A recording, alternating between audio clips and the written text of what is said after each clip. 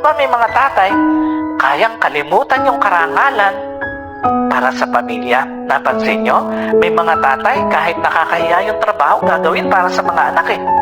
Minsan, hindi alam ng pamilya, hindi alam ng mga anak, yung trabaho pala ng kanilang mga tatay, sobrang nakaka-degrade ng pagkatao. Pero ginagawa ng maraming tatay para sa kanilang mga anak. Maraming mga anak, hindi nila alam nakataya ang buhay ng kanilang ng kanilang tatay para lang may mauwi. Pagdating ng oras, nakakain na ang kanyang mga anak. Para lang merong magastos pagdating ng mga oras na mag-aaral na yung kanyang mga anak.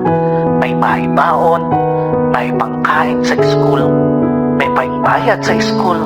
At may mga tatay, hindi sinasabi sa pamilya, sobrang hirap na, pero kinakaya pa rin para sa kanyang pamilya.